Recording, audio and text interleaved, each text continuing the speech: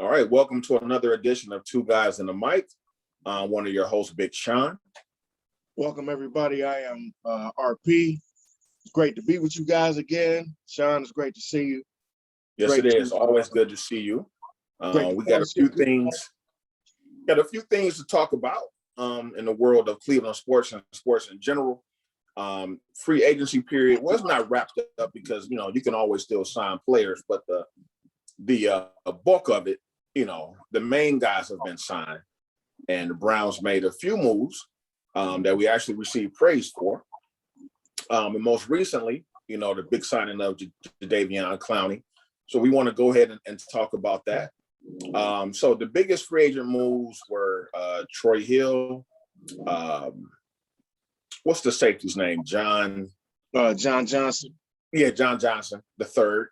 Jadeveon Clowney. Now, let me ask you something real quick. Are you said these are the biggest moves. Now, are you putting these in a specific order, or are you just lumping them into the biggest? Just lumping them to, like, as far as free agency goes for the team. Those were the most significant moves. Also, to me, re-signing Rashard Higgins was also a big move as well. So let's go ahead and talk about those moves and how you think they will impact the Browns on the upcoming season.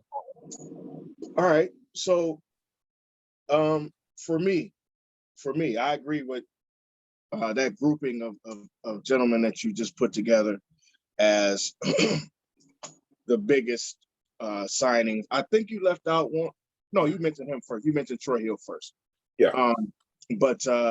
I think the improvement of our defensive backfield was imperative. I don't think that there were a number of glaring situations on our defense. There were definitely a number of glaring drives and games on our defense. Most of them stemmed from the cornerbacks and the safeties. Most of them did. Right.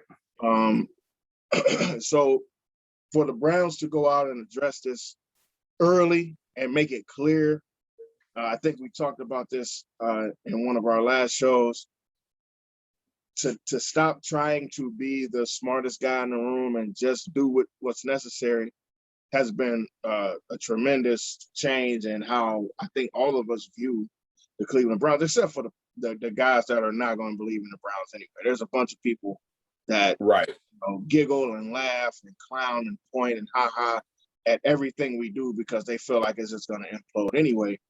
But for us, the people who have been here and seen this stuff for a long time, we can see the difference in how they're moving. And signing right out the gate a guy like John Johnson, who is regarded in the NFL as one of the better free safeties in the league, it let all of us know. It took, how much pressure did that take off of you, dog?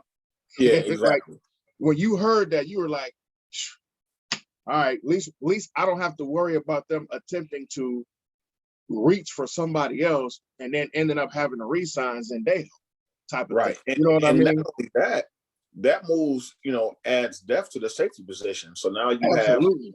have, because I guess the way that Joe Woods runs his defense, he likes to run a 3 safety set. I don't think guys have a distinct position as far as free safety or strong safety. I think they just want safeties. So when you look at it and from that aspect, you got Ronnie Harrison, who I think is a great fit with the Browns. Yep. You have Grant Delpit coming off injury. If he's anything as projected, he's going to be solid. Yeah. And now you got John Johnson III. And now, and you got Showed Red Wine. Is Red Wine great? No, but Red Wine, in his defense, improved throughout the season. When he was forced into play, we all hated it at first. He was forced in by necessity due to injury and things like that. Wasn't playing well, but you saw him as the season progressed. He got a little bit more comfortable and started making some plays. But now he's not thrust into the forefront. He's more of a depth guy, still special team. But if he has to step in, he has that experience now, that game experience where, he shouldn't look like a deer in headlights if he's forced in starting duty or whatnot. Right. So I think that move of getting Johnson was very, very, very important, and it was relatively cheap at that. And considering, man, it was super cheap actually. Like you say, considering what safeties, really good safeties, could go for, especially a guy who is semi-regarded as one of the better safeties in the game. Yeah, and he took less money to come here too. He did. He turned down a number of offers to be here. So, I mean, that says something. I don't know if that says more about the coaching staff.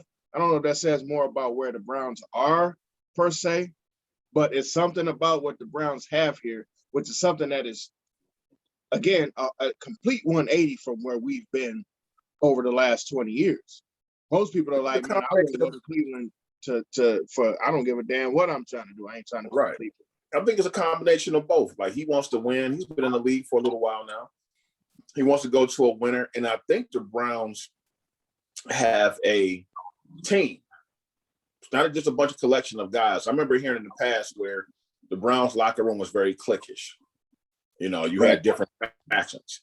And I think you can tell about how the guys, interact with each other now. It's more of a team, more of a family type thing. And guys want to be a part of that. You want to go somewhere where you're going to be embraced, where you're going to be comfortable. And I think that's what we have. Just looking at the respect that, the Browns have for like Chubb, when he went down, the concern, you can tell that guys genuinely care for each other and they root for each other. Like, you never heard the offense all year long diss the defense. They had every right to dog the defense. We out here putting up 35, 38 points, and you guys can't even, can't hold it down. But you never heard any shots taken, any subliminal shots or anything like that you may hear on other teams. It was no sneak dissing, man, and that's no sneak disses. And that's a testament again to the type of locker room that the coaches, especially and more specifically the head coach, and then we're talking about the front office. I think it all, and we continue to go over this and like hash over this. It starts at the top. I mean, I think that the Haslams have allowed Andrew Berry to just run things. Yeah, and we haven't seen Jimmy Haslam, and that's what I'm saying, bro. Long. Actually, we haven't. We saw him briefly when the Browns beat Pittsburgh. He was on the field, with the team and stuff like that. But we haven't. Normally he have an impromptu press conference or something like that. We haven't heard a peep out of that dude, and I think he's finally learned. Like, hey, I finally got the right guys in place. Yeah. Hopefully, now things can take a turn. So I want to say everything tentatively. I'm trying to stay positive, but let's not leave out Paul DePodesta. Yeah, because Paul just took basically a leave of absence when they hired what was his name, the damn coach we had the year before. Right. What's his name? Kitchens. Freddie. He just took a leave of absence, and with Buddy Boy, who's up in Detroit now. He was like, no, that's not my flavor. That's not what I want. That's not who I want. So y'all go ahead and y'all do your thing. I ain't quitting, but I'm not going to be nowhere near Berea. As a matter of fact, I'm going to take my ass to California right, and not be any part of this. So him being able to say, okay, now we'll start back where I wanted to start at. We want an Andrew Berry type of leadership, an analytics guy. Also, we want a Kevin Stefanski, who I wanted to hire last year. Like, you know what I mean? Like, he had it in the bag. And bringing in Kevin Stefanski, giving that stability, and now you see the locker room a certain kind of way. I know people always try to say OBJ and it's a cancer, blah, blah, blah, blah, blah. But the new guys coming in, Jake Conklin was like, yo, I almost never been in a locker room like this before. And he specifically pointed out OBJ. So to see a guy like John Johnson turn down bigger money, bigger paydays to be a part of this, it is very telling about what's happening in that locker room. Right. And trust me, if OBJ was a cancer, the Browns would have traded him already. He would listen. Did you? I don't know if you saw this. You may not have, but I saw.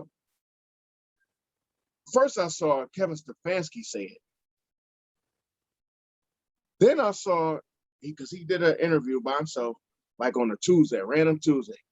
It came up on my phone, and then he was talking about OBJ. I can't wait to get that guy in, blah, blah, blah. But this was right after he talked about potentially having Baker open up the offense a little bit more, or opening up the offense with Baker a little bit more. Mm-hmm. It's actually the better way to say that. And then after that, he mentioned having OBJ back and blah, blah, blah, as he was talking about opening up the offense. Like 2 days later, Andrew Berry does a thing, and the bulk of the beginning of what he talked about was OBJ and getting him back and having him back. Now, we all know business. OBJ makes a lot of money. Once it starts adding going forward, he makes a lot of money. But they could have easily just left that alone and not said anything about it. They don't have to promote or say anything. For people to consistently bang on this dude, I think it's crazy. OBJ is an integral part of what we do. Jarvis is an integral part of what we do. And they are big, big, big locker room guys. So is Baker. So is Miles. Like, people come here and they love Miles. Yeah, like, for whatever reason, we've touched on this before. Cleveland fans have an issue with kind of what outspoken players or what are perceived as prima donnas. But it's funny because Jarvis is kind of the same way. He just does it differently. And he doesn't get hurt. That's the other part of it. Right. Jarvis, and we love, and the fans absolutely love Jarvis Landry. Yep. So, but, it is what it is. Now, Troy Hill.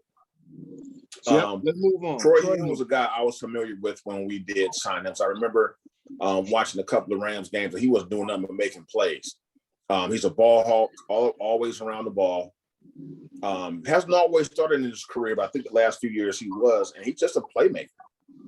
And you coming from a good defense. Both those guys are coming from an excellent defense, in LA.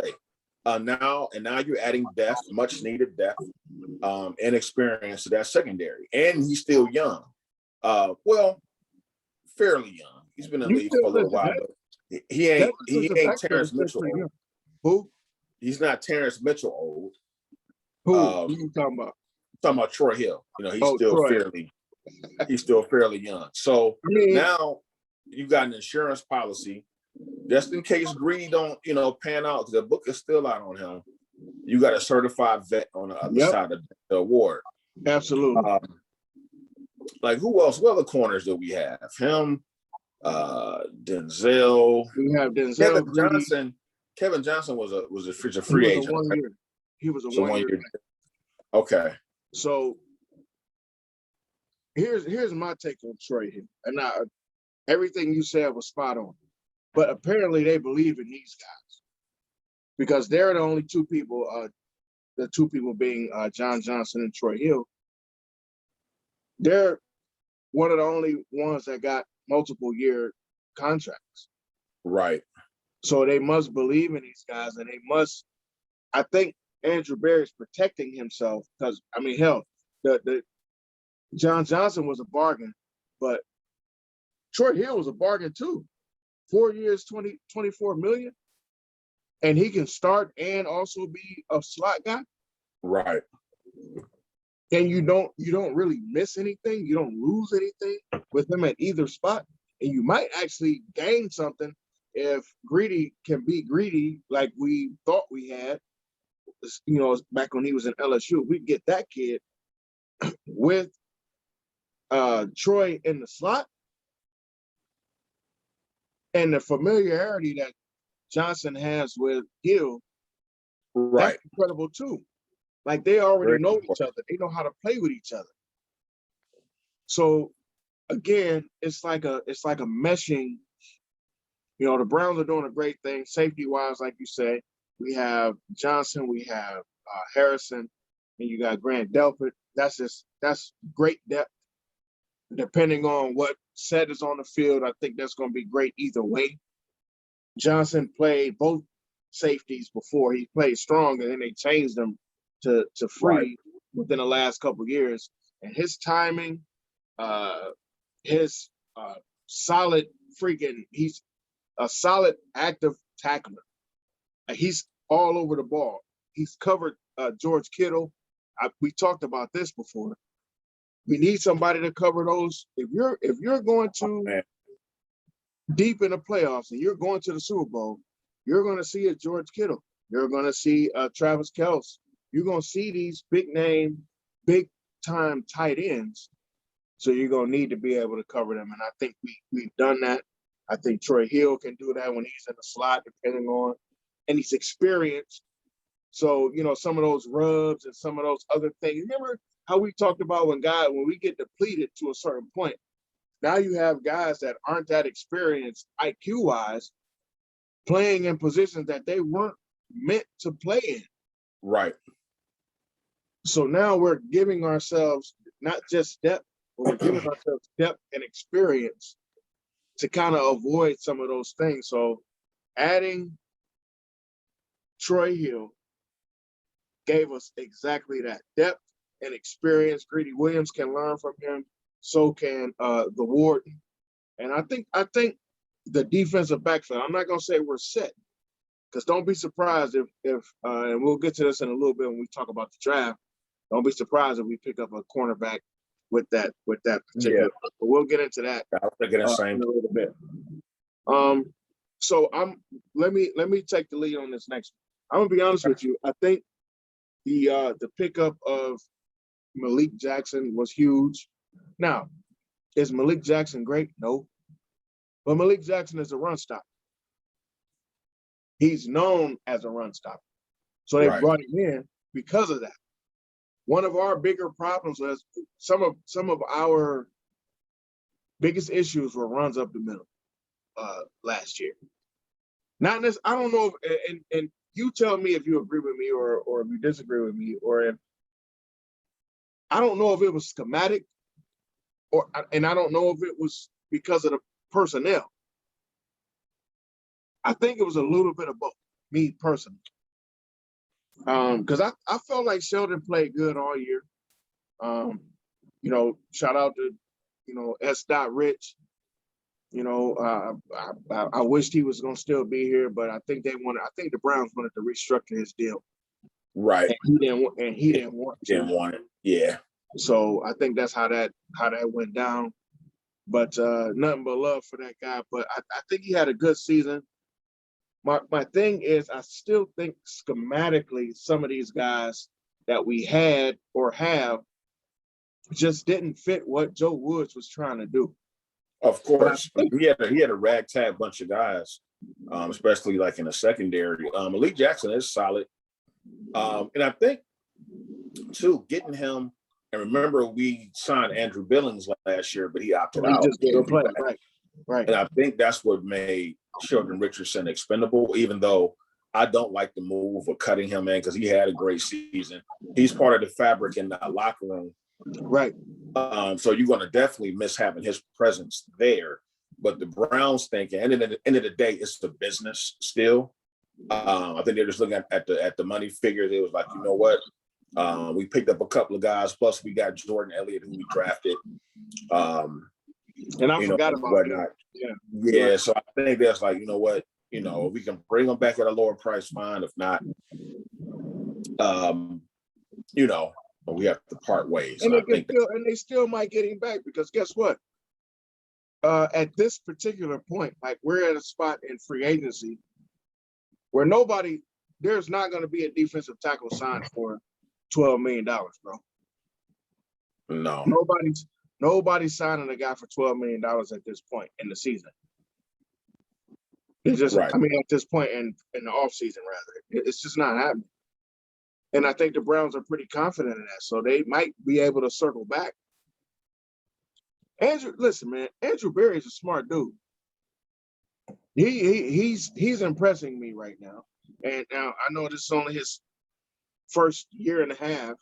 So we still got to see guys get on the field and play and contribute like they did last year. And if so, I'm like, man, this dude is the truth. So we still may end up with Sheldon, but we don't know. But adding Malik and then adding Andrew because he didn't play last year, I think we'll be a better team against the run. And we'll get to this in a second. I think that defensive line is just going to be a little bit better versus the run. So I had Malik Jackson in there, and I also had Anthony Walker. He doesn't cover well. He reminds me a lot of DeQuell. Okay. A guy who didn't cover well, but a guy who made a lot of tackles, a Right. heady guy, a smart guy. Right. I know that when we picked him up, I forget the safety's name that played for Indy, but he was like, "Wow, man, they got a football player over there." Like the thing about I remember him saying that. Oh, I said I remember him saying that. Yeah. They was like, man, the thing about this kid is he's young. He's only 25. But they said the thing about him is he's such a heady IQ guy. He's an instinctive football player, and he plays. He's like a locker room guy, and he's a field general when he's on the field. Yeah. You know what I mean? So, and that's a lot like DeQuell was. DeQuell was a field general. He was a great locker room guy. He was a great glue guy. But I think the difference between where DeQuell didn't have much behind him. And he didn't have much in front of him at times either. Now, this kid, Andrew Walker, has guys in front of him and guys behind him to protect what he doesn't do well. And because of the way that Joe Woods runs his defense, it's all packages. Like you were saying earlier, it's going to be a lot of packages. It's going to be a lot of times that dude ain't even going to be on the field. But again, the Browns are addressing their issues. They're addressing their issues. They're getting cornerbacks that can cover. They're getting DBs that can cover and tackle. Then they're turning around and get linemen that can tackle and play the run well. And they're getting linebackers that can read. And listen, man, this is about to be the most intelligent football we've probably seen since the 80s, bro. Right. I agree. I like the pickup of Anthony Walker. I mean, very solid guy. Once again, it adds some depth because it looks like, B.J. Goodson isn't coming back. Right. We re-signed Malcolm Smith, which is cool. I think it was a good signing. You really like that signing. Like you were like, yeah, that was cool. Because he played solid. He was hurt, a little bit during the season. Is that what it was? Yeah. Because I wasn't that impressed, bro. But you know what? I wasn't mad that they re-signed him. I just was like, damn, you re-signed him. Why you didn't re-sign BJ? That was my only. Well, because for one thing, I think that it's going to be interesting to see how this preseason and everything plays out. I think the Browns are trying to get through to Mack Wilson. Mack Wilson is supposed to be that middle linebacker. You think they're trying to do what, bro? Get Mack Wilson, get through to him to unlock his foot because he's supposed to be that middle linebacker. Okay. He's supposed to be that guy based on his talent level, but he is, what's the best way I can describe him? I don't know how to describe him, man, because he gets there. He gets to where he needs to be. He doesn't finish. You're absolutely correct. Him and Sione Takitaki are the exact same in how they, like if I had to describe them, they're the exact same. I think Takitaki came with less fanfare. Right. But you can see his ability. He can read the field. He tends to be around the ball. the problem is his technique is awful. And I think that's what's wrong with Mac Wilson. And that's probably why Wilson fell to the 5th round, because wasn't he the SEC Defensive Player of the Year? Yeah. Or something like that? Or so he had some type of high accolades. Because he was always around the ball. But again, when you playing against a team, you have to remember this. When you're a linebacker for Alabama, you basically are Trent Richardson. Yeah. You playing behind a whole bunch of guys, because you know who really makes the noise on Alabama's defense when they get to the NFL? That damn defensive line. All those defensive linemen, those defensive ends are the ones who are the guys in the league. Right. So you're playing behind those guys. They getting pressure. Guys are scared. You playing third-tier quarterbacks in terms of the talent, not necessarily in terms of who you're playing school-wise. You playing third-tier. That dude was the 600th best player in college. Y'all got the first 100 on Alabama squad. So this dude just trying to get the ball out of his hand. Like, it's an unfair situation sometimes as to what happens to guys when they leave schools like Ohio State, when they leave schools like Alabama. People are like, oh, you played at Ohio State, you know how to play. Then you get to the league and you don't really know how to play. And that happens in every sport. That ain't just in football. But what I'm saying is a guy like Mac Wilson came to the league with this, elite thought process. Or we had this elite thought process about him. We thought he was going to be elite. And we see the good speed. We see the good thought process. We just don't see the good follow through. Because he'll get there. He'll meet a guy 4 yards behind the line and then miss the tackle. That's technique. But that's fundamentals. So you add, like you say, you add a guy like Andrew Walker, that puts some pressure on that kid. You know what I mean? Now you're like, we got a guy who can make this tackle. Can you make this tackle? Or maybe in this year that Walker is here, he can get inside of his head, because now you got a mentor type of thing. You never know. Yeah. And that's why I say Andrew Berry, I believe, is really trying to work from a lot of different angles. He's analytical in more than one way. Like, he's very this dude is savvy, and I can see him working super savvy. Like, he's not going to overpay. He's not going to panic. He's like, okay, this is what we offer. If you don't like it, fine, we can go elsewhere. Like with the, we can move on to the Jadeveon Clowney deal. In fact, it was what, $8 million and $10 million with incentives, and that's fine. I think Clowney was trying to hold out, for a lot more. For whatever reason, I think that's why it took him so long to sign. With the team, he thought he could get more in the market. But, bringing him in at that price on a prove-it deal, if he doesn't pan out, you didn't kill the salary cap, and you can move on from it. So, because at first I wasn't all that excited. I wasn't excited about J.J. Watt or Clowney, coming here. But with the fact, but how they did it, how they structured that deal, it was like, okay, let's see what you have. Like, are you motivated? Can the Browns coaching staff get that out of Clowney? Because right now, when you really think about it and look at Clowney's career, Clowney is still living off one play he made in college in a bowl game. Yeah, that play. Since he's been in the NFL, he's been okay at times, but nothing that's really like jumped out. And I know he's had some injuries and things like that too. He had the 1 year where he had 18 and a half sacks when he was actually healthy. No, like we look at his stats. He had 18 and a half in 2 years. But he hasn't had double-digit sacks in his NFL career. He had 9 1 year, 9.5 on the other one. So like within a 2-year span, he had 18 and a half. That's what I'm saying. Like, he hasn't done anything that's really jumped out. And he was playing obviously JJ Watt. Well, that's the problem, is that he can't.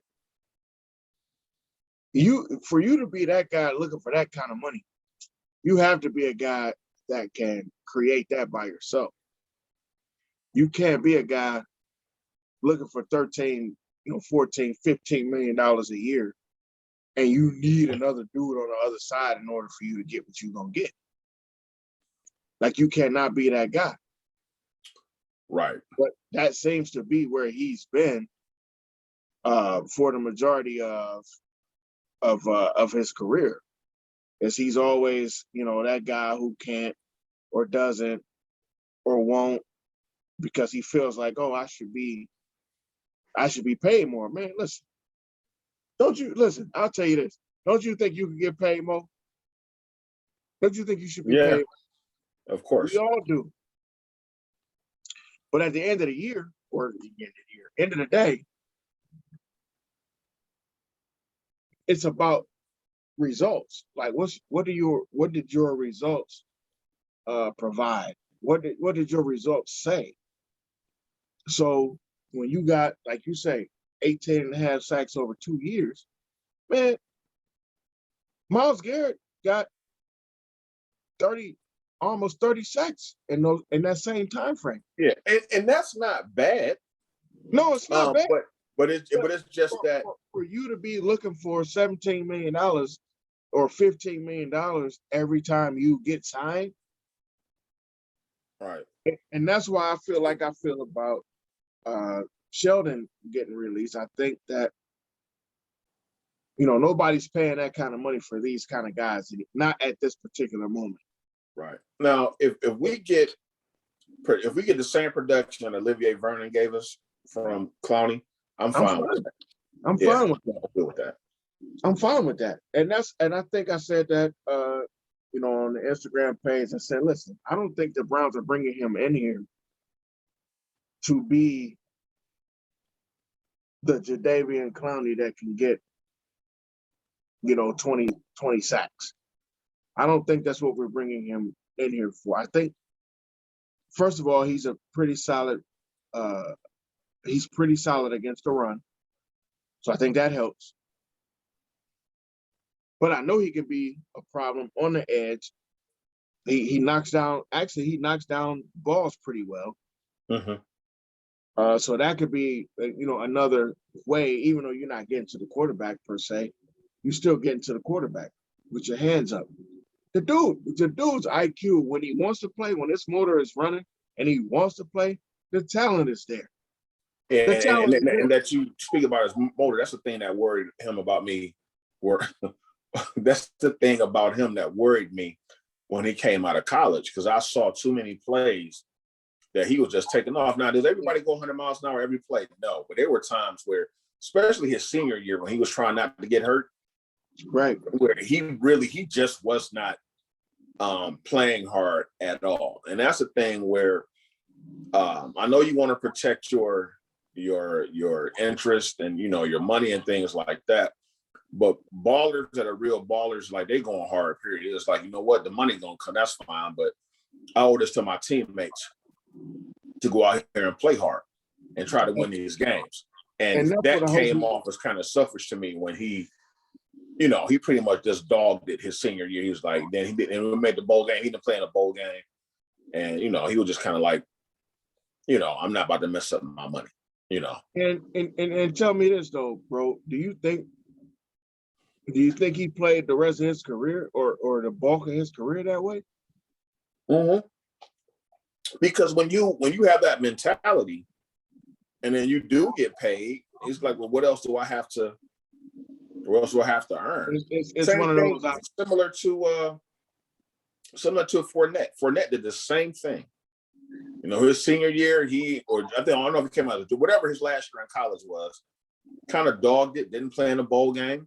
Yeah. He kind of went through the motions. I mean, he was okay at Jacksonville. He had some decent numbers, but not what everybody projected him to be. And then when he got to Tampa, and you got Tom Brady, on your back, then you start seeing his true potential. Now you showing the flashes that we knew you always had.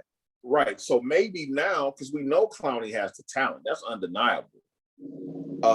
So now maybe on this team, maybe Stefanski and some of the other guys can get, to motivate him and get that extra juice out of him that we know he has. And that's what I'm hoping, bro. And this is what I've continued to try to explain to people, that I think, and it's just me talking. All I got is a podcast. I ain't on ESPN. Apparently, they're experts, even though they get it wrong all the damn time. They get it wrong all the time. But I think that's it. Like, I think they brought him in here with the thought process of, listen, bro, all we need you to do is play football. Right. Just play football. You know, what you've done since you were, 7, 8 years old.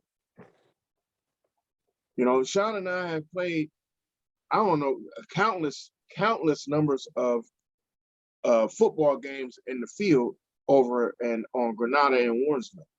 We probably can't even, it's an exponential number of games that we've played. So the most fun of which when we used to play blood ball. And then, when it was muddy, when it was just a mess. Blood ball, down the man, whatever you want to do. Man. Blood ball used to be fun as hell.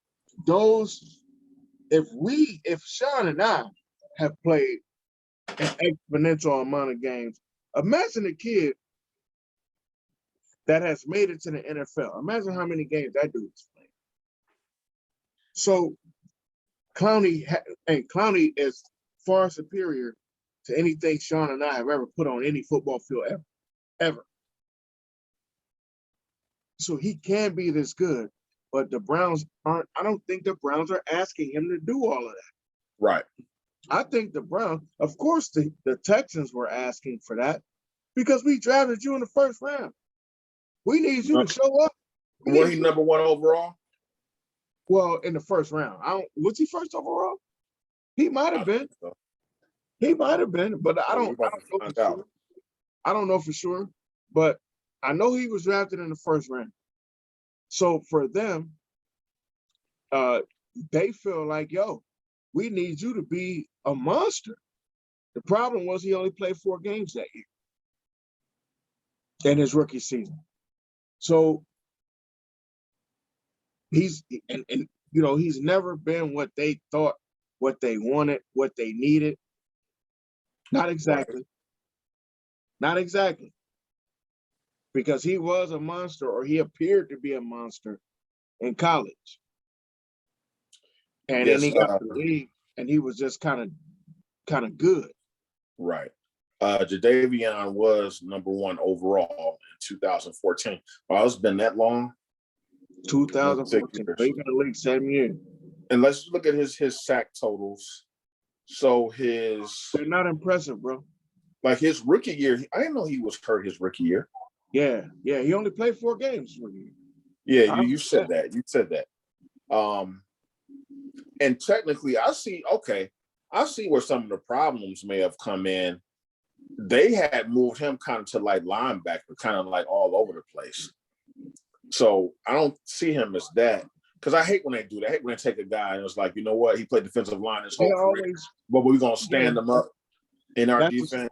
The smartest guy in the room shit. You do that, to me, you do that shit with somebody who you pick in 2nd and 3rd round. You don't do that with 1st round guys. Right. 1st round guys just playing where they at. Right. So like his 2nd year, he had 4.5 sacks, then 6. Then he had 9.5, 9.5, then another 9. And then Seattle 3. And then last year he didn't play a snap. Oh no, he played. No, I take that back. He played a little bit, but not much. But didn't have any stats at all. So we should get a fresh Jadeveon Clowney. Right. So in his career, he's had 32 sacks in his career. In 7 freaking years, man.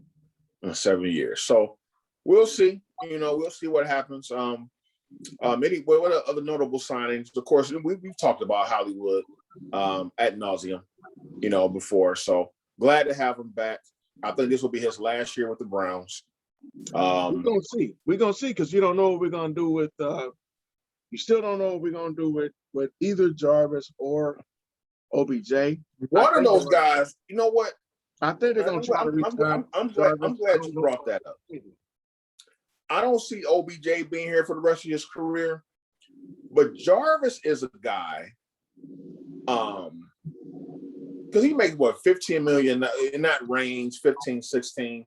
But he's getting older. Like Jarvis been in the league for about what 8 years, 7, 8 years. They both been in the league the same amount of time. Yeah, so eventually, you're not going to be able to command those dollars as a receiver as you get older. If I was the Browns, and you get to pick one, I'm like, okay, Jarvis is a guy that is the epitome of Cleveland.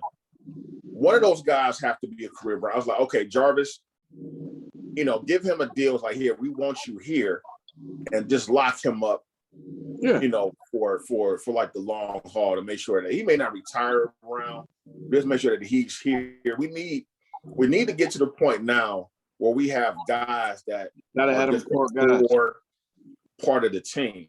We talked about that. Yep. Man, like when I go back and watch old Browns games, since they come back in 2000, right? And just the number of guys that have been through here that were here 1 or 2 years, maybe 3, and then gone. Nobody has established roots. If you think about it, hey, like when they do alumni days at the stadium, you have old guys from the past come back.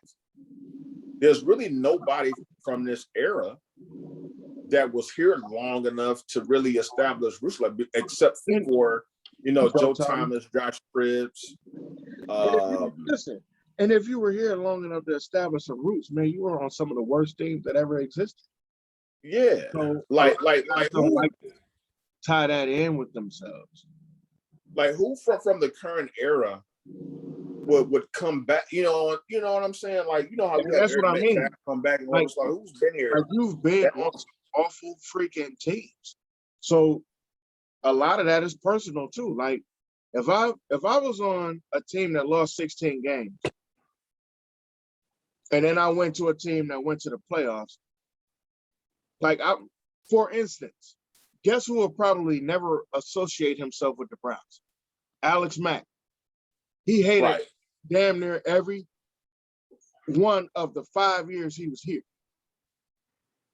He was one of the best centers in football the whole time. One of the best centers that's probably ever come through football.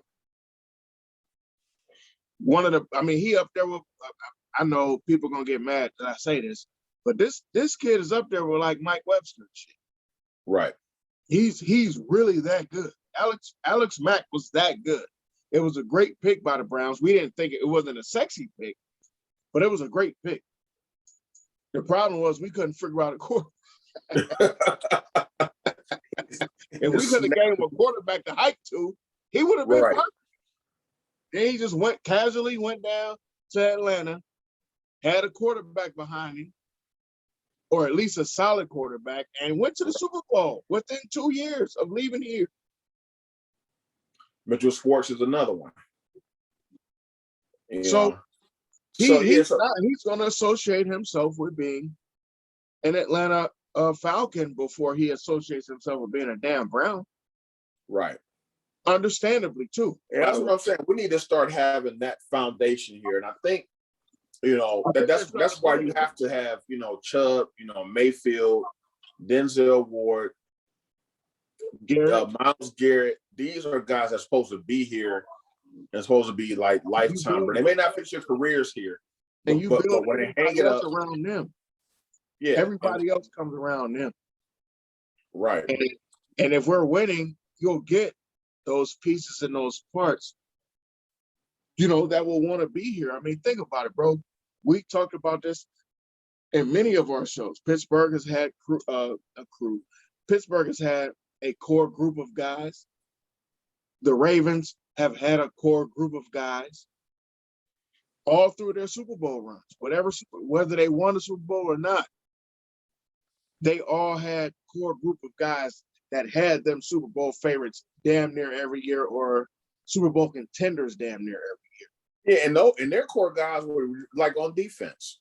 Most of you had Ed Reed. Even though he was a Raven, still one of my favorite players. I respect greatness at the end of the day. I don't care if you play for the enemy or not.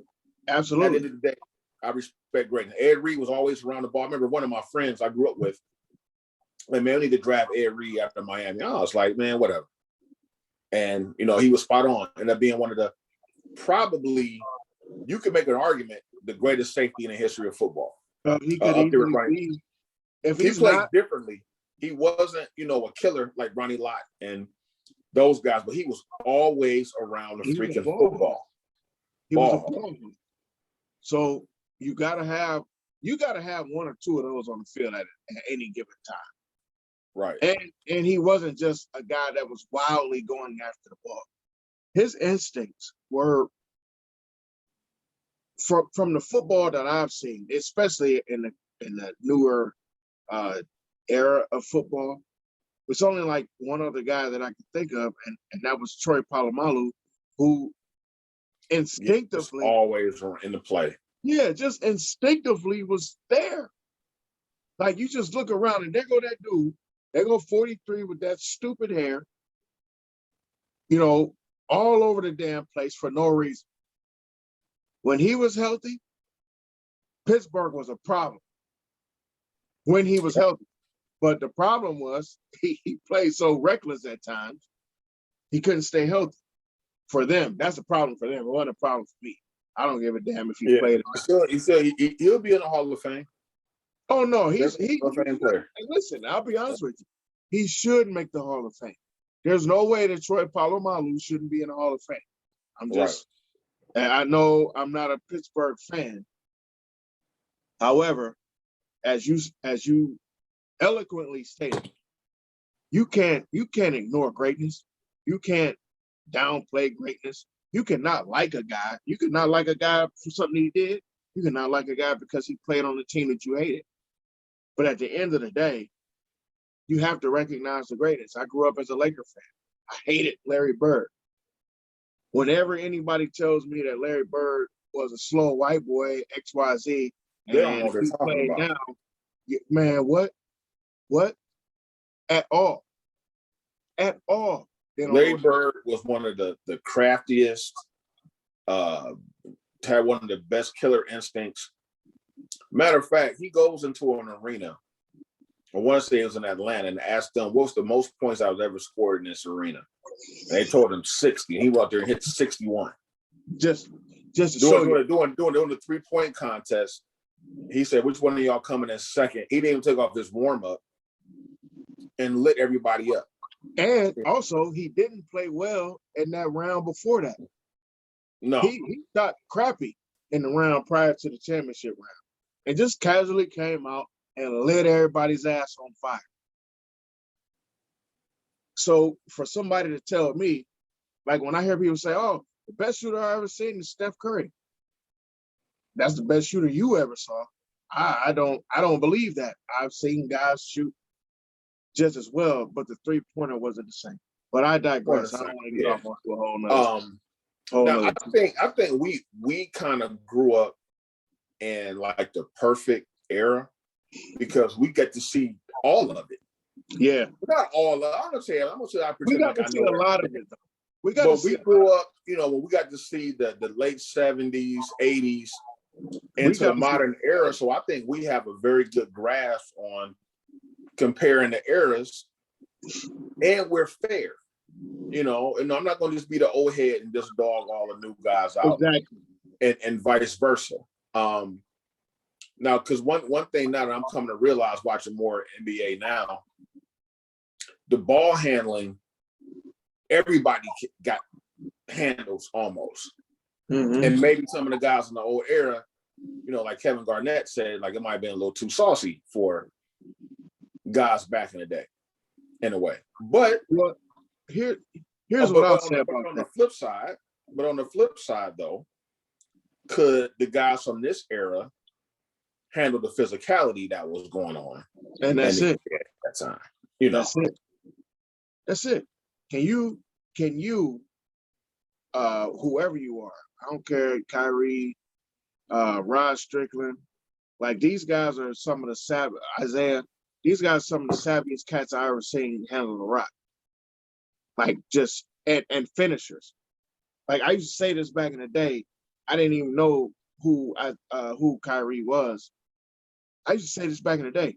This dude, Rod Strickland, can get to the rack whenever he feels like it. You know, Rod Strickland never been to an All-Star game?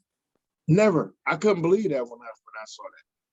You would think he would have been a sub or fill-in or something at some point in time. Listen, man, people don't understand. He had another underrated guy. Rod Strickland was one of the better ball handlers that's ever played. Kenny Anderson, another one of the best ball handlers that ever played the game, like ever.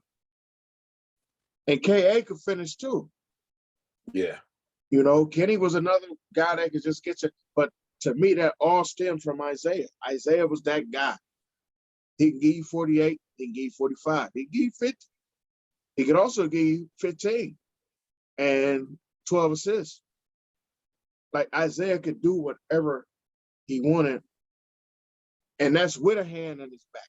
And that's with somebody trying to push him and pull him and slap his wrist, and they ain't call that. And there was no flagrant 1s and 2s. Right. And there was no extra free throw and an extra possession and all that stuff. Right. That tilts and changes games. And I'm just being honest. It doesn't matter about the player to me. But when you have that, imagine the number of games that some teams would have won had they had that advantage. But stuff is different now. I'm not, trying to pull teeth here. I'm just being honest. The era's changed how the games are being viewed. And I'm just being honest. So when people ask me who is the greatest, I feel like it's this person. But the truth is, it's going to be the greatest in every era, no matter what, because the eras change. So we're going to always have this argument. In 15 years, it's going to be people mad that somebody is thinking LeBron ain't the greatest that ever played, because you're telling some new guy he's the greatest ever. Am I lying? We've already seen it. Right. We see it now with LeBron versus MJ. And y'all act like y'all forgot about Kobe. But I digress. So we got off on a tangent. Anything else we need to address about Brown's free agency at all? No, I think free agent wise, we've covered everything. I think what the Browns have done, this is a perfect segue, by the way. What the Browns have done in free agency has kind of made what they do in the draft, which is what we're getting ready to talk about next, so much easier. Like there's almost, I'm not going to say these words. I was almost about to say there's no pressure, but I'm not going to say those words. I just think it takes some of the pressure off of them in the draft because they address so many things, so many apparent things in free agency.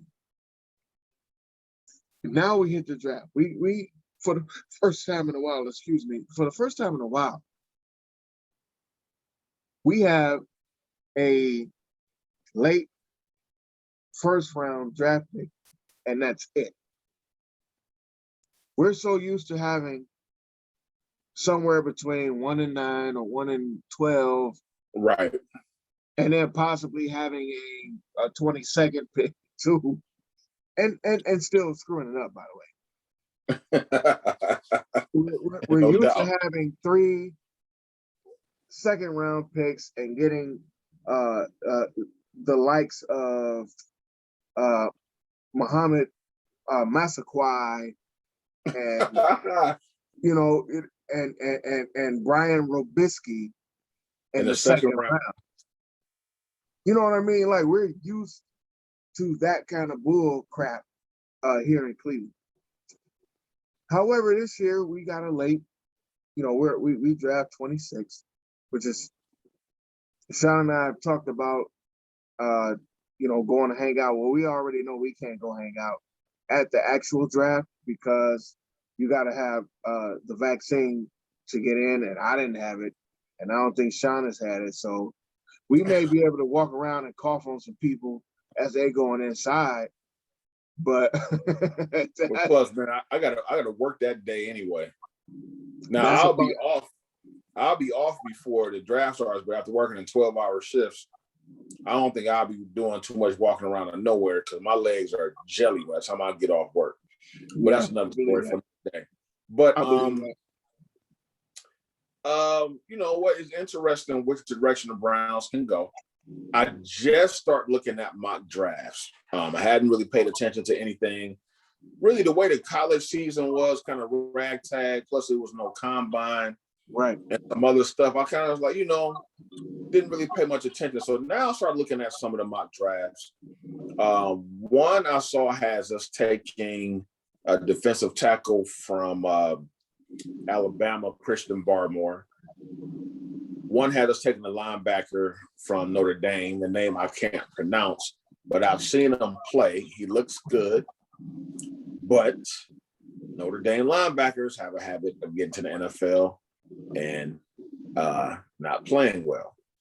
Speaking of that, real quick, you know that Manti Te'o is in the league? I had no idea. I did not know. He's with the Saints. When I saw they were in the playoffs, I was like, Manti. I was like, seriously? But anyway, I didn't know he was still in the league. I had no idea. I mean, I knew he had a solid little career or whatever, but I didn't know he was still playing now. Right.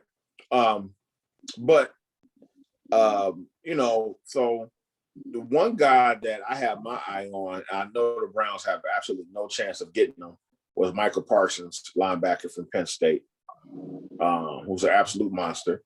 Now, Penn State players do have a habit of getting to the NFL and not doing anything either. But his tape speaks for himself. Who else was I looking at? As far as corners, got this guy Christian Farley from Virginia Tech. Looks really good. I don't know if he'll fall to the Browns either. So it's going to be interesting to see, what happens, who actually falls to us in that position, and which way the Browns want to go. What do you think? Which way do you think that we're going to go in the draft? I'm not 100% sure. I mean, we still have a lot of growth, should I say. I won't say we got a lot of holes to fill, because for the first time in a long time, we don't have a lot of holes to fill, but we do have some long-term holes to fill, if you want to, say it that way. I think, first of all, I think that the front office wants to build a young core. And I think they want guys that are high IQ and make certain plays a certain kind of way. So some of these guys make a crap ton of sense. Like the kid from Notre Dame.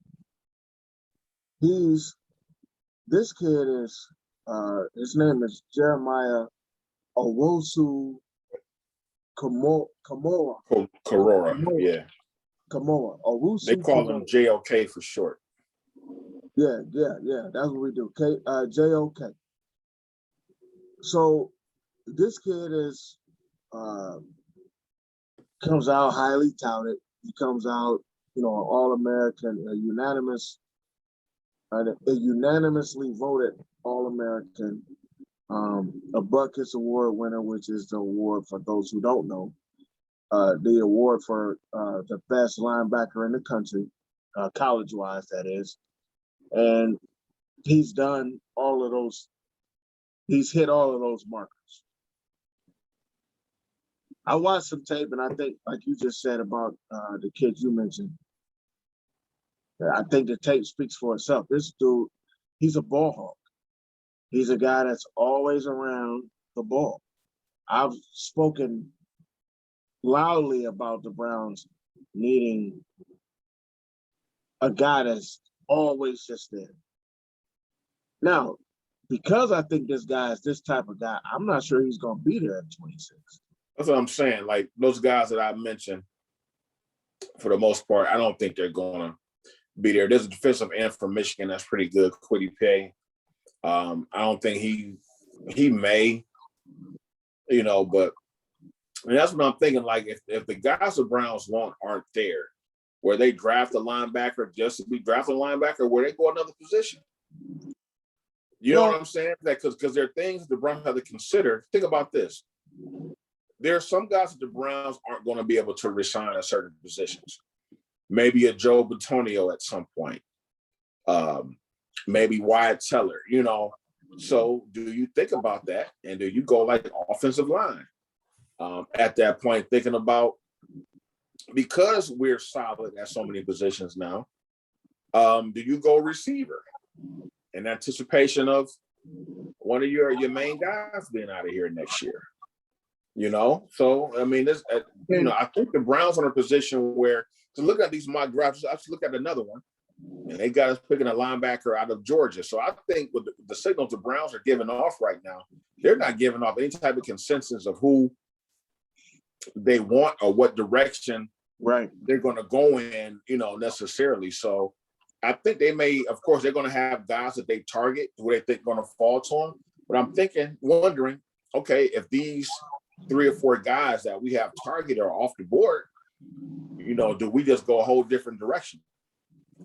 You know, and just draft the best guy, the best athlete available at the time. And that could end up being the situation, especially if they can't move that pick in terms of a draft. In terms of a trade. Because, you know, if they don't, if let's say they decide on one guy and that guy goes off the board, maybe they utilize that pick as a trade bait to try to, you know, draw other people in and make another type of move with a player involved, et cetera, et cetera. Because just for clarity, we have our first pick in the draft is first round pick number 26. Then we have the second round, I think it's 59. And then we have 2 third-round picks and 2 fourth-round picks. So we actually have draft equity and solid equity, because a lot of players go for third and fourth-round picks. A lot of, you know, solid players go for third and fourth-round picks. So if things don't go the Browns' way, we definitely have the ability to move in a different momentum. However, you know, I think that we still have the ability to build depth for our team. So I think that we definitely need linebackers and cornerbacks. So a lot of the stuff that I was looking at and looking through, you know, while of course you're going to always see us or see the Browns attached to probably a linebacker or attached to a defensive end, which none of that is a bad thing, because I think we're in such a decent spot. You could take a chance on some of these guys. I'm just not sure if you want to take a chance on some of these guys that in the first round. But between JOK and this kid from Northwestern, this cornerback, Greg Newsome II, he's a 6 foot cornerback who's solid. He runs 4.38, and he's started 21 games. He got 25 pass breakups. Yeah, I'm familiar with the kid, and he played great at Northwestern. So I mean, you can add this kid to your young core and just bring him along, because his 4-year deal and Hill's 4-year deal will end at the exact same time. And as a matter of fact, Greedy Williams' rookie deal will end before either one of those, because I think it's only a 3-year deal. Or is it 4? I had to look at it. I think it's 4, but I don't know about the second round. But I think I'm saying his 3rd year, he's already fulfilled 1 year of that contract. Yeah. Right. So, you know, if this guy pans out, again, these are things that you were just speaking on, filling other holes of guys that's going to be gone or guys that won't be a part of the team. et cetera, et cetera. So you might need a draft for a longevity need. And I think that's why I think the Browns they're just this ain't a spot that we're used to, bro. No, it's not. So damn weird. This is a spot that I'm expecting other cats to be in, not us. Because we haven't been. Right. I don't even know how to appreciate this right now. I don't either. Because normally, draft night is a holiday in Cleveland. Because we're in the top 5, top 10. Yeah, it's become an event when you kind of have like draft parties and stuff like that. People still may do it, but it may not be the same. One thing, the Browns ain't gonna pick to like midnight anyway. Yeah. At this point, so and it's probably gonna be a guy that most people never heard of. For the most part. So, it's a little bit different this year. And by the way, I'm watching this Golden State field, man. Steph Curry is on absolute fire right now. And then this was NBA Jams. This dude would be lit. Pour gasoline on him. Look, man, he got 43 again. I think he hit something like 8 threes. This dude done hit something like in the last 3 games were like 53s. Yeah. In 3 games, something crazy like that. Over 4 games. That's crazy. Think about it though. Steph is a different kind of ball player, man. And he got the green light to do whatever, wherever. Right. And this is another reason why I say his ability to shoot might be some of the best you've ever seen. However, I don't think he's the best shooter I've ever seen. We just grew up with a lot of great shooters, bro. I mean, I still see Glenn Rice. I still see Steve Smith. I still see Allen Houston. I think the difference between that era and today's era was that the NBA back then was more specialized. No, for sure. So you had guys that were just like your job was to shoot. Like Jeff Hornacek, your job is to shoot. It's John an Paxson, Ray Allen, your job is to shoot. Where now, because of AAU and they're pretty much putting out clones almost. Like it's almost like a assembly line of players where these guys are like multifaceted. You know what I'm saying? You got 6, 8 guys that can handle the ball. Yeah. They can all shoot like okay. Yeah. They're good at a lot of things, not great at one. Oh, he had another one. My God. Yeah. Jesus. So I think that's a difference there, because all these guys are just like, look at the amount of threes they put up now. Coming out on a 3-1 fast break, they jack up a 3. It's an era thing, bro. And that's like it. All these guys shoot like 30-35% from the 3-point line now. Where back in the day, you had your 2 guys on a team that can shoot 3 and nobody else better dare take a shot behind the 3-point line, unless your name was Larry Bird or Danny Ainge or something like. You know what I'm saying? But them cats shot high 30s, low 40s all the time. Yeah. So that's what I'm saying. Like when you say who's the best shooter you ever saw, a lot of the shooting to me comes from just the purity of your shot.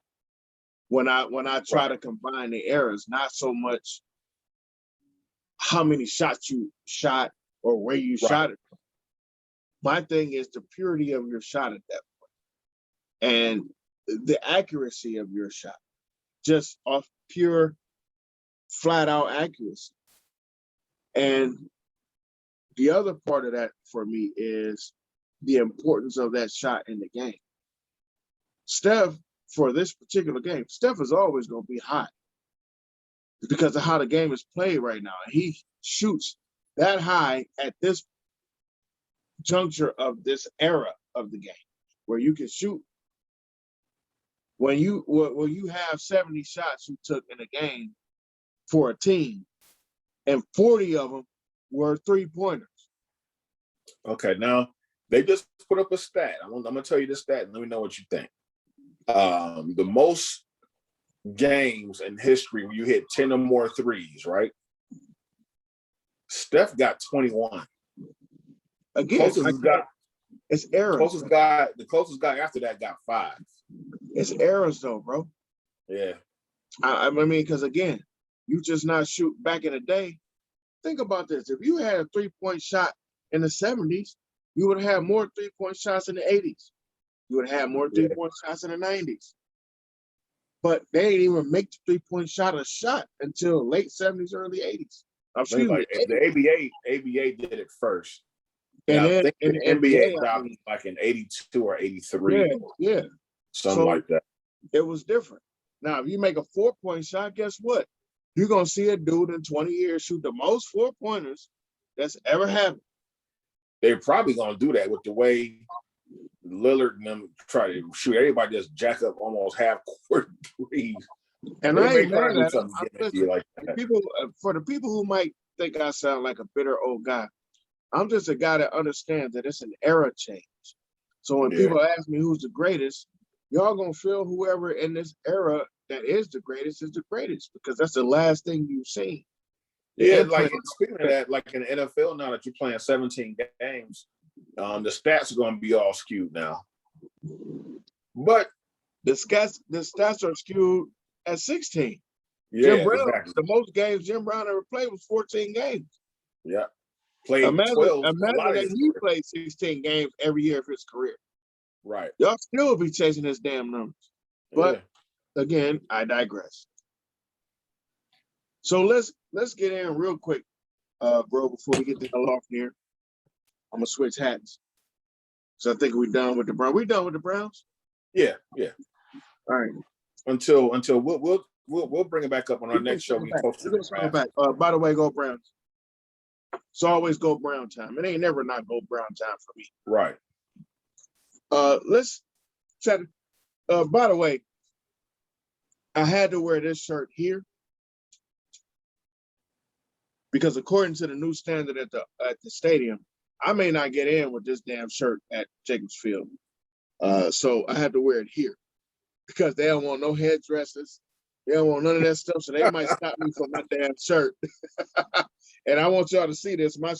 My shirt is a headdress on the letter C. But they don't want people wearing headdresses. So hey, listen, I gotta wear it I'm gonna wear it on my show. It's one of my favorite shirts. You know what else too? Quietly, Dolan came out, and Dolan is the owner of the Indians. I can't remember which Dolan. There's a bunch of Dolans. Larry. One owns the Knicks and one owns the Indians. They're both quietly, by the way. He said that the Indians are delaying the name change. Of course they are. That it may not be a name change until 2022. And I was like, that's interesting.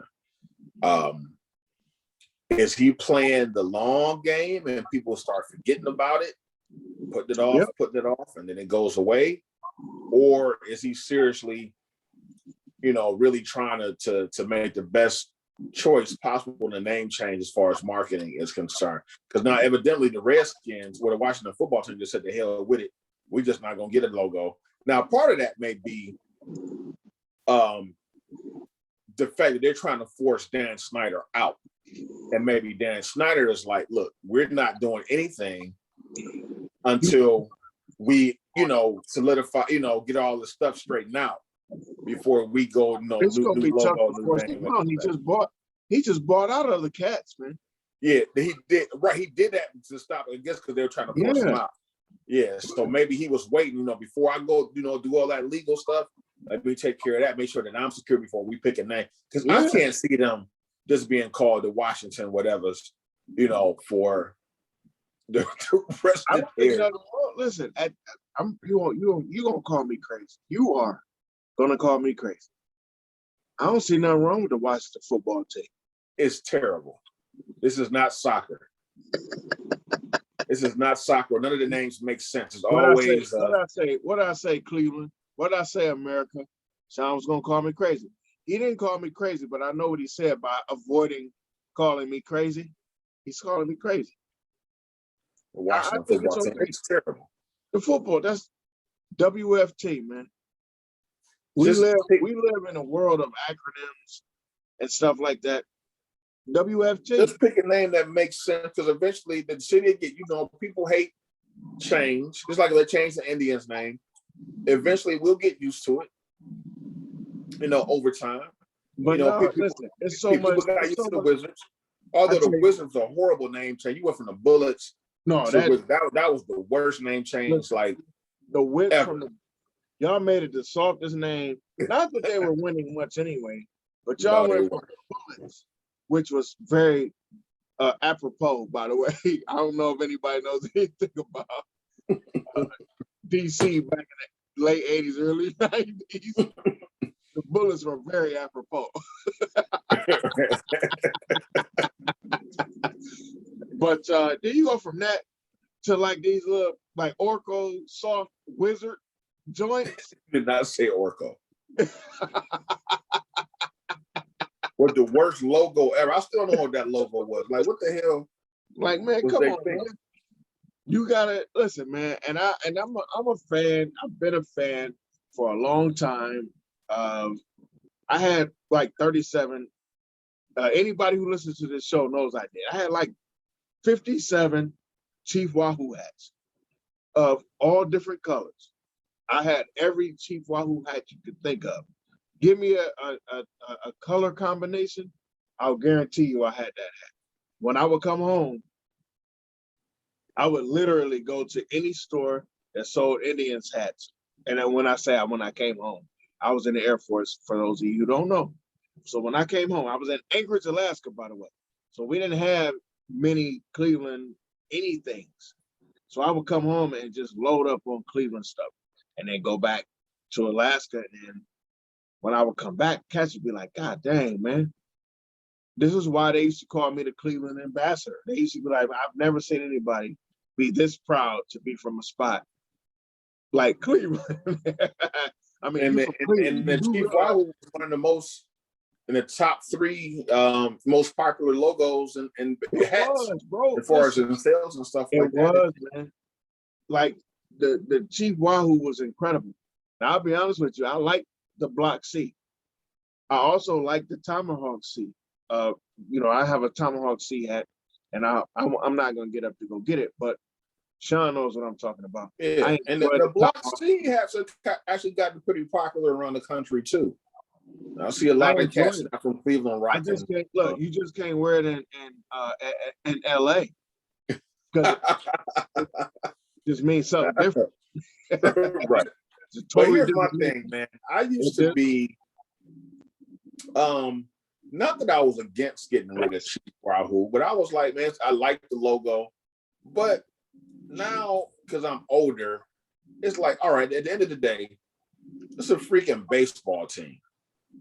So out of all the things that's important in the world, what's going on, the name of our baseball team is one of the least important. Even with the Browns, as much as I love my Browns, if somehow the Browns name was offensive and hurting somebody in some type of way, and they had to change it, I would hate it. But in perspective, it's like we wanted to, it's not many professional baseball teams in the world. It's not many professional football teams. And we're lucky enough to have 1 out of 32 that have one. You know what I'm saying? So as much as I hate the Indians having to change their name, if they ever do it, at the end of the day, it's like, okay, what's really important? Now, you got some people in the city that, well, at least for the time being, until they get over it, they're not going to support the Indians because they're changing. I heard guys on the radio calling in talking about that. Well, that's not my team and tradition and all this type of stuff. I was like, at the end of the day, it's really not that serious. It's a freaking sports team. First of all, it was never. Who cares what you call it? It was never your team, sir. Yeah. Second of all, like, cats got to get. Listen, man. Let me pull back a little bit. And I'm only saying this because I know guys that say this. My wife graduated from Villa Angela St. Joseph High School. She was actually the first class that they merged the two schools. There was a Villa Angela and there was a St. Joseph High School. They merged the high schools. My wife was the first sophomore class, or excuse me, ninth grade freshman class that they merged. And she graduated. She was the first merged co-ed class of those schools. There's a lot of old school guys that went to St. Joseph that don't recognize that as their high school, because so they won't donate money. They won't show up at alumni games because that's not my school. That's not my school. My school would have never done blah, blah, blah. No, your school did. Because your school, sir, was actually the problem. So the diocese just decided to connect the two schools. Because the girls' school was paid for. They ain't need that. The dudes' school didn't, but the dudes are the ones with the problem. I've never heard a lady say that. But all these dudes have problems. Like when you talk about a name change, you talk about a combination of stuff. Everybody gonna always change causes an issue. Mm-hmm. Change always causes an issue. When they started integrating schools, what happened? There was a problem. When you start integrating communities, there's a problem. When you get more than 4 black people on a white street, there's a problem. We all have to learn how to change.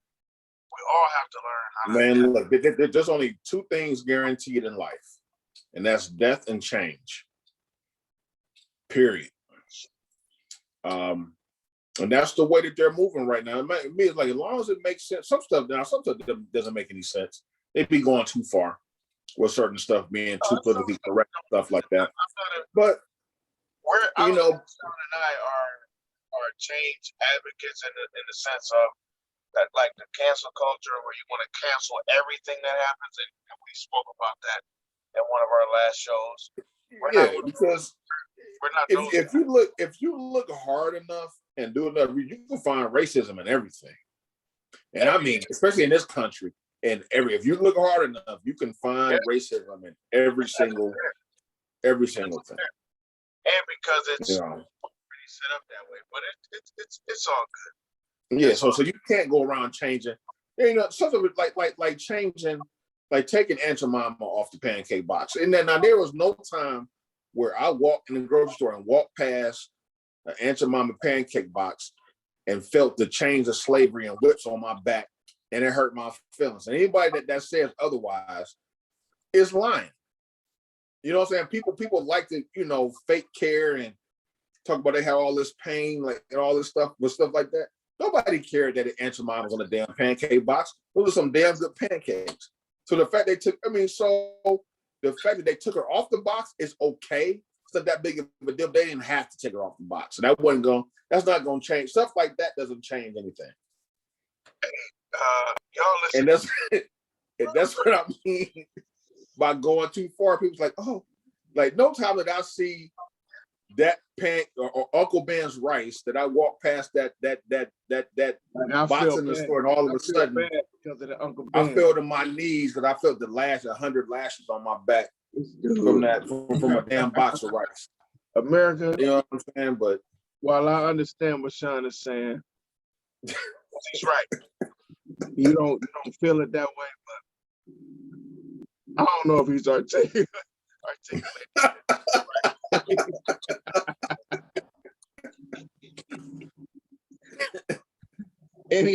Anyhow, let's move on to Cleveland Indians baseball team.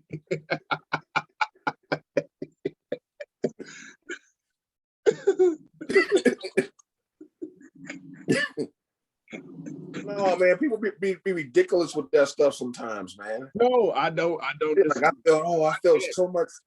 There's no way I could disagree with you, dog. That box caused me so much pain. I felt the blood of my ancestors dripping. No, it wasn't. Okay, let me look. That was syrup. That was syrup. You good? But anyway, I digress. But let's all digress, please and thank you. So we're gonna speak on the Indians a little bit. Yeah, we understand. We're only about what 12 to 15 games into the season at this point. But I think we just want to talk about a few roster issues or managerial issues. If you Jake Bowers. Jake Bowers. So, Sean, and who was the other guy? Who that's in that field? What's his name? Gollum? Who was that? You know what I'm talking about? Who was that? Wait, hold up. This dude is killing me right now. So Jake Bowers is an issue. Can we go there? Can we start there? Yeah. Jake Bowers is clearly getting. I don't know that he can connect with the ball. I also don't know that he can field as well. Who's the other guy you said? Gollum. What's it? Brandon Gollum? I don't know. I never even heard of this guy. He showed up in center field one day. Gollum. All I know is he ain't got one hit all season. And yes, I said he ain't got. And here's my problem with the Indians. And it's been a problem that I've always had. I shouldn't say always had, but I've had similar problems over the last, say, 15 to 20 years. We refuse to go get and keep people that are offensively inclined. Right. We just consistently offensively inclined. Consistently. That's probably a better way to put it. I think Sean put it more definitely better than I could have put it, or better than I did put it. We need people who are consistently, hitting the ball on a regular basis. Like, you can't get these guys out. And Sean and I are a little bit spoiled. Now, we did grow up in the 80s where we had some awful teams. We saw a lot of bad baseball. However, we spent about 12 years from 1992-ish all the way to about 2004, where the Indians were one of the most the last 20 years, the Indians have been the most consistent team in the city. One of them. At all here in the in this city, absolutely. Like, they've always found a way. But the problem with the team, if you look at the specifics of the team, there's always been this one thing. So either they've been pitcher heavy or they've been offensive heavy with no pitching. Like, It was one or the other. There hasn't been a bunch of balance. And when we've had some balance, you've seen us like in 2016. Yeah, pretty much the last 15 years for overall, we've just been pitching heavy. But overall, we've been very pitcher heavy. And, we now back in those days, 10 years ago, 15 years ago, we were seeing 1-0 games that we were losing because we couldn't find anybody to hit the ball. Right. We had pitchers out the wazoo that were winning. We had 3 or 4 pitchers win a Cy Youngs and just go to other teams. Now we still have those same issues where we got pitchers that are Cy Young award winners and they're going to other teams, and we still can't find guys to consistently hit. Right. Defense wins championships, but let me tell you something. Unless you are Tom Glavine and John Smoltz and Greg Maddux, and you got a 6-foot window off of the plate, having, all this pitching, while it's not bad, because you got to have it, you need it to be in that sort of a uniform in order for it to work for you. Them dudes only won 1 championship, and I don't think they won shit with Greg Maddux when he was on that. Or was Greg Maddux on their team in '95? I don't think he was. He was there. Yeah, that whole pitching staff, he was there. Okay. Yeah. That was his first year there. Okay. But they didn't win nothing else after that because no, they only won that 1 championship. Now, I'll take that one championship. However, we're not that team right now where you got those two of those three guys. We don't have Cliff Lee. We don't have CC.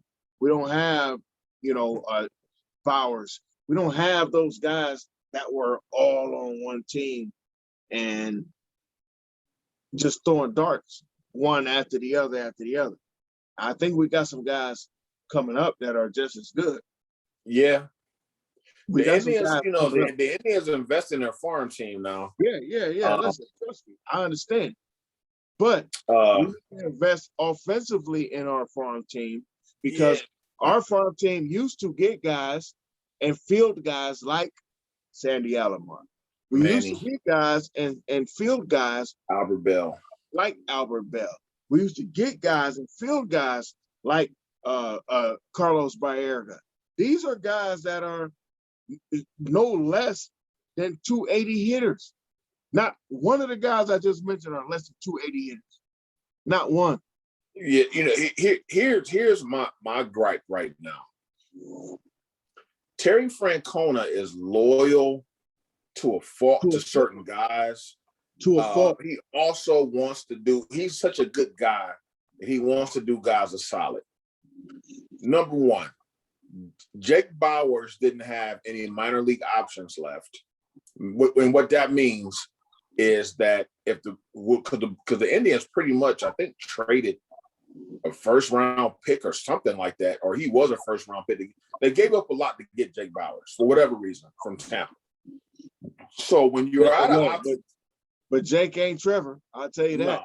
No. So when you're out of options in the minor, what that means is if a guy's not performing the way you want him to, you can send him down to the minor leagues to get so we can play every day, kind of get better, than bring him back up, right? It gets to a certain point in time in their career, you can't do that anymore. So once you send him off the roster, he then goes through where he becomes a free agent. Anybody can go and pick him up. Yeah.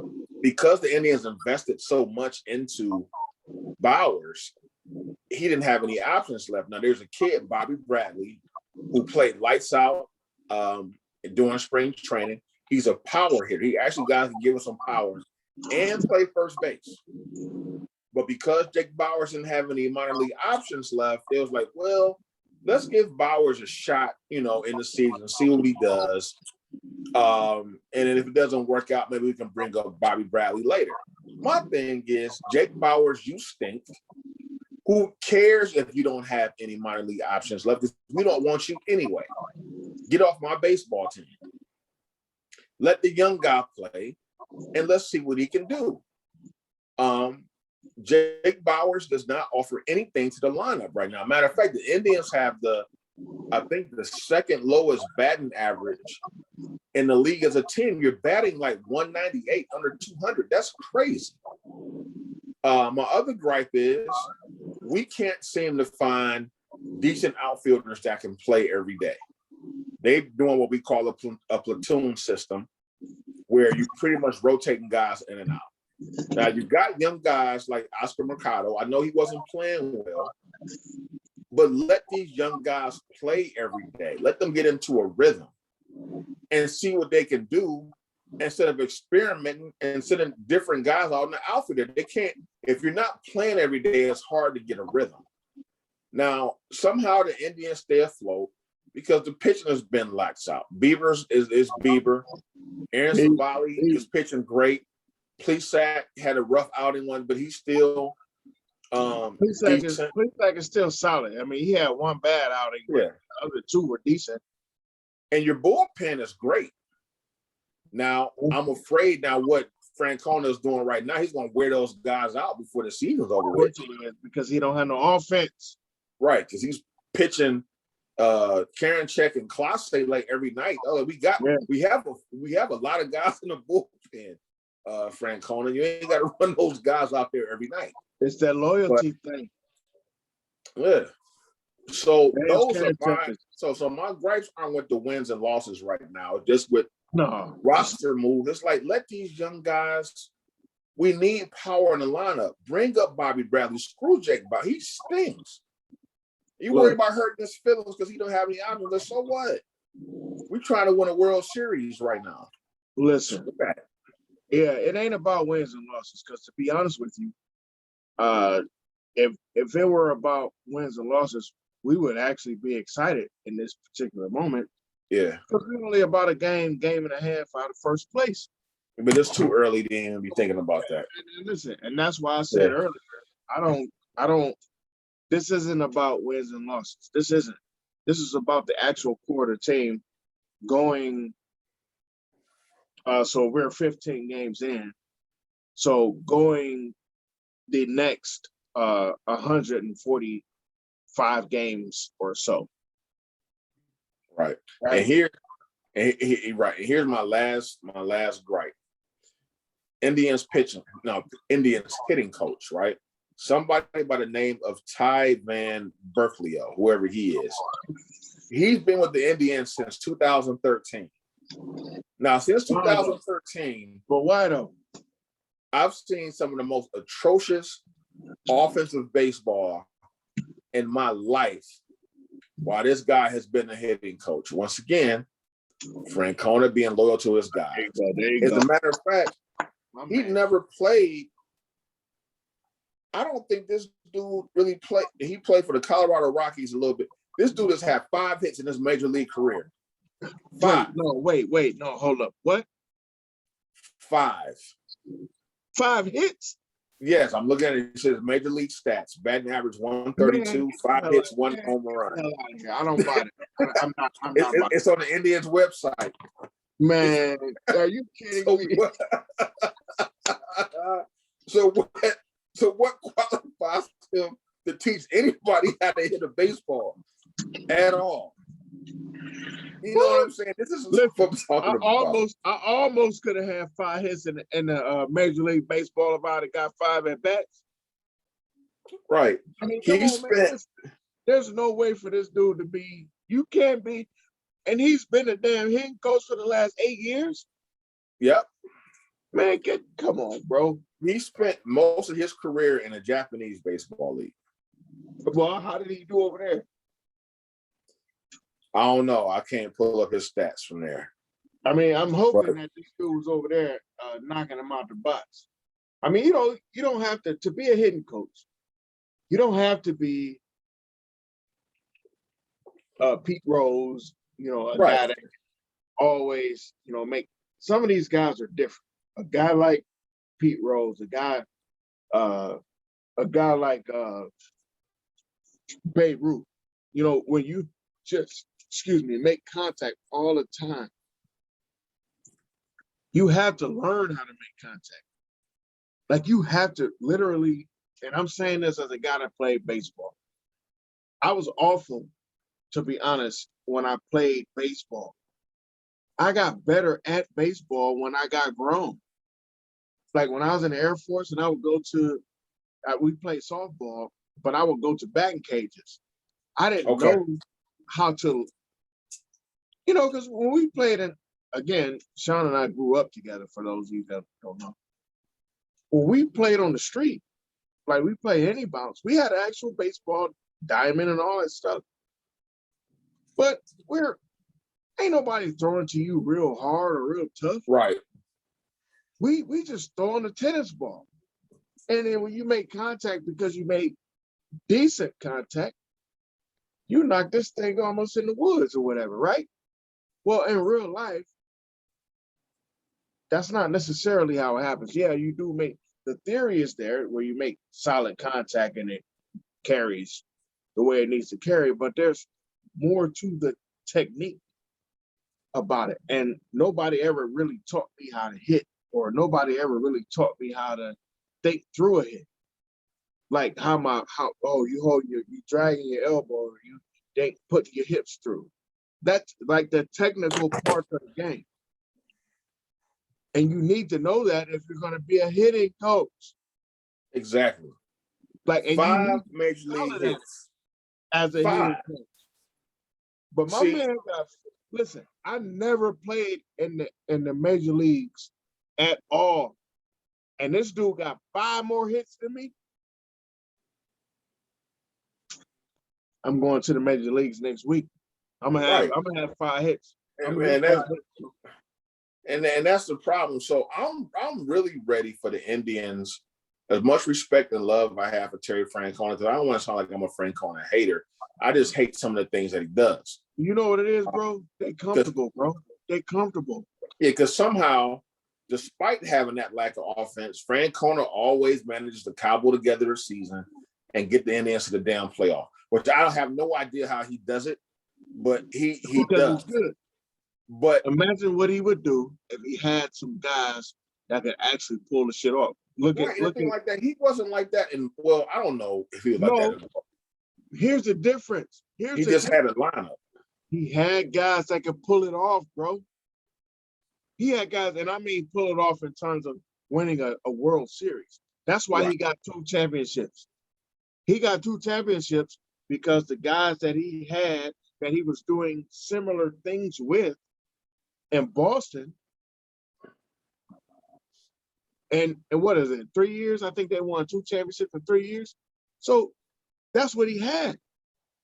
Now, if he was that good or consistently doing that, he'd still be in Boston. Yeah, right. Well, you know, one of the problems he had to leave after everybody found out they was in the clubhouse drinking beer, eating chicken. Eating wings. You know, they was ordering shit from Wingstop while they was supposed to they was ordering DoorDash from Wingstop when they were supposed to be in the bullpen and shit. But you know, that was just kind of fallout stuff. He probably would still be there if it wasn't for that. But you have to adapt at some point. Like, man, when you become like, you couldn't be Phil Jackson in Chicago and then go to Sacramento and think you could do the same thing with Buddy Hield and those guys. You know what I mean? Like, this ain't Kobe and Shaq. This is Buddy Hield and you know, and these guys. It takes a little bit more to get these guys to be what they're going to be. And everybody still has to buy in. I think everybody loves Tito. I love him, but I also have my criticisms of him. I remember one of our first shows, I was going berserk about him. You remember that? I was like, man, I was going nuts. Apparently, and again, people who don't know, I started this show as therapy for Sean, but apparently it's been therapy for me. Yeah, exactly. But you know, I'm really ready for the Indian. Hopefully, for one thing, Tito needs to get healthy. He's not healthy. You can look at him on the dugout and tell he's not. He's not healthy. He's not healthy. I think Sandy did a solid job last year, and I think I get it. I know Tito's a tough SOB, but maybe Sandy needs to, you know. Yeah, I think that'd be the perfect transition to go from him to a lifelong Indian and just let Sandy take the reins. We need some infusion, some new ideas, a new thought process. Different voice. Yeah, different voice in that dugout, and just say thank you for, you know, everything that you did, Tito. But it's time to go. So it'd be interesting to see how this season plays out, and as we go on throughout the season, we will touch on the Indians, you know, a lot more. We will. So listen, everybody. Oh, real quick before we sign off, real quick. Did anybody? I don't know if you guys did. You know, hit us up. Let me know. But Sean, did you happen to watch the Stone Cold Steve Austin documentary on A&E? No, I missed it. Listen, man. I've always been a Steve Austin fan. Always. He actually brought me back to the WWE. Him and The Rock. Him and The Rock brought me back. It wasn't. I know that everybody always goes into the Attitude Era and all that stuff. I couldn't care less about Shawn Michaels or Hunter and those guys. I didn't like none of those dudes. I came back for Steve Austin and The Rock. That was it. Those dudes were the draws that brought me back. So to watch because I don't remember him in WCW as Stunning Steve and all that. I remember he was a bum. He was one of those middle of the road. And maybe that's why I don't remember him. I don't remember that. I remember him being, and that's why I was never a Stone Cold fan. Because at that point, because after the NWO era, I kind of stopped watching wrestling, right? But my baby sister was getting into it. So she would be watching wrestling, starting to get into it. And I saw Steve Austin. She was like, Stone Cold.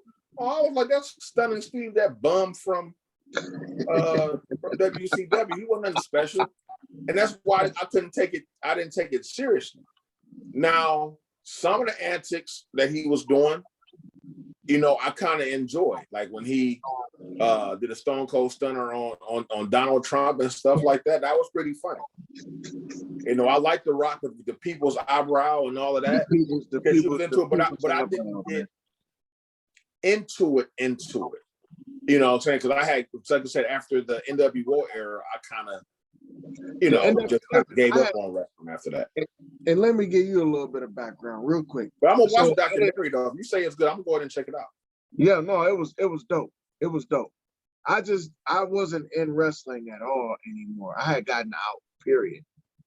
And I was in the Air Force, but I wasn't doing wrestling at all. And that's the people who listen, people who might watch the YouTube, to say that you're not a part of wrestling from where we came from, Sean and I came from, like, bro, you're a weirdo. Because all we did early Saturday, we was in the house for Friday night main events. If it was a main event, you wasn't going. Everybody had to be in the house, and we was all talking about it the next day. We used to wrestle ourselves. We used to have made up belts and all that stuff as kids. So wrestling was our thing. But I got out of it because it just kind of became whack to me. I knew it was fake because when we were kids, somehow we just thought it was real. And then we knew it was fake. The storylines weren't good anymore, and we were just done with it. Or I was done with it, rather. And my brother called me one time and was like, yo, are you watching NWA? And at that time, it had just changed to WCW.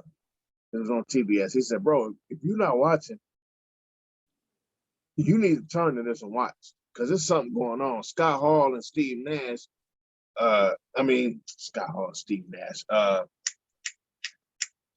and Nash are like taking over the WCW. Now, he knew I loved Nash, Big Daddy Cool Diesel. I said, what? So I turned just to watch, and I was like, oh, okay. I didn't watch again. Daddy called me again. He said, yo, are you watching this, bro? They about to reveal the next dude, man. You won't even believe who this dude is. So I'm watching that, man, when Hulk Hogan turned on them cats. It was like one of the craziest things I had ever seen. Now this fool out here with this black beard, with the white part. Now you Hollywood Hulk. Listen, man, that could have been the best thing that happened. Honestly. It was. It was hilarious. Talk about the Attitude Era. The best thing that ever happened in wrestling to me was the NWO. That was so good. That was so good. That was so freaking good. And then it just got too much because now everybody's a part of the NWO, or everybody's red and black. This person's black and white. It just got to be a little bit too much. So I kind of got out again. And then when I started working for the state, I was working in group homes, and some of my clients liked wrestling. And that's how I got drawn back in with Stone Cold. Stone Cold just was that guy to me. And then The Rock, I was always a Rock fan. And then this dude just, like, they both just escalated. But I hated everybody else. I never was a fan of everybody else. I still don't listen. I got no love for what's the dude to do this? John Cena. Man, that could be the worst dude, worst superstar ever. And I still don't watch wrestling. Like, I don't watch it now, but these other guys brought me in. So listen, anybody who likes wrestling or might have loved wrestling at one point, please go watch because it's a lot of backstory stuff, and it's a lot of wrestlers. Dude Law and all those guys are a part of this, and it's dope. It's dope. Go check it out. It's on A&E. Go check it out, man. I watched the rest of it today. I watched some of it the other day, and then I just finished it up right before we got on the air. And man, it was dope. Okay, I'm definitely gonna check it out. All right. So anything else we need to add? No, we're gonna let this one ride, man. We've been on here for about an hour and a half, so we're gonna go ahead and let it go. I appreciate your time, homie. You know how I get down. I know you're gonna be back. Always, it was good. Right. But, it's always good being on the air with you, my brother. So you can check out our Instagram page at 2 Guys on the Mic 216, Facebook 2 Guys on the Mic 216. We're on streaming platforms, Anchor, Google Podcasts, Apple Podcasts, Spotify at 2 Guys and a Mic. So always, like, we keep, telling you guys that also on YouTube, 2 Guys on the Mic 216. So interact with us. If you go on Instagram, you can send us a DM. If you want topics you want discussed, even if you want to be a special guest, we're not going to let everybody on the air just all willy-nilly. But, we do have guests from time to time to have different discussions. If you want to interact with us, we'll answer your questions. You got an opinion, we'll rebuttal, things like that. We want this to be, we want to immerse our fans into the show. We want you guys to be a part of the show. We want this to be an interactive experience. And I think you're going to start to see us doing more things to get you guys more involved. We're going to be doing more and more. Right. So with that, we're going to say good night. Thank you guys for tuning in. All right, Ron, you have a good rest of your week, and we'll catch you on the next show, my man. Love you, man.